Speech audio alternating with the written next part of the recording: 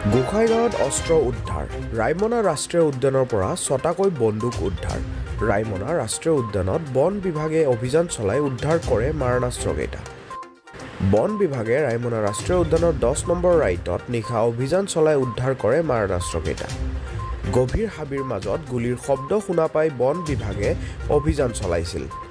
এই অভিযানত হাবিৰ মাজত চোৰাং চিকাৰীয়ে মজুত কৰা ৬টাকৈ বন্দুক আৰু বিস্ফোৰক সামগ্ৰী উদ্ধাৰ কৰা হয়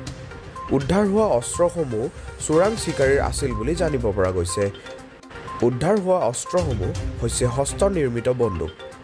ৰাইমনা ৰাষ্ট্ৰীয় উদ্যানত হাতী হৰিণ বনৰীয়া গাহৰি আদি জীৱ-জন্তুক হত্যা কৰাৰ কামত ব্যৱহাৰ কৰা হৈছিল এই মাৰণাস্ত্ৰকেইটা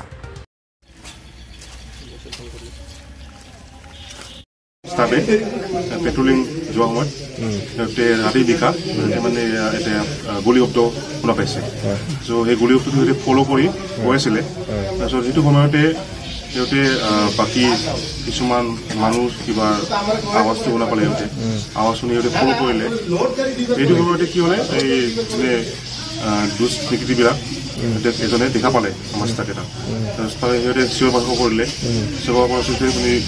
পলাই গুচি গ'ল তাৰ পৰা তাৰপিছত আমাৰ ষ্টাফবিলাক গৈ কিনে দেখা পালে সিহঁতে ৬টা আৰ্মছ হেণ্ডমেড গান সিহঁতে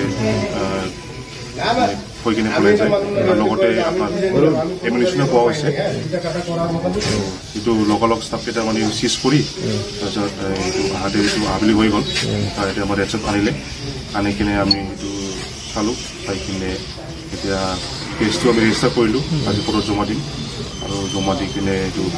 ইনভেষ্টিগেশ্যন চলি আছে আৰু আপোনালোকৰ কোৱাইটো লাগিব এই বন্দুকখিনি পোৱা নাই এতিয়া আপোনাৰ ইনভেষ্টিগেশ্যন চলি আছে এইটো ইনভেষ্টিগেশ্যন হোৱাৰ পিছতে চোৰাং চিকাৰী হ'ব পাৰে চোৰাং চিকাৰী হ'ব পাৰে মানুহ পোৱা কিমান ৬টা বন্দুক পাইছে কিমান নম্বৰ এইটো আপোনাৰ বুটামবৰৰ ওচৰত ১০-১১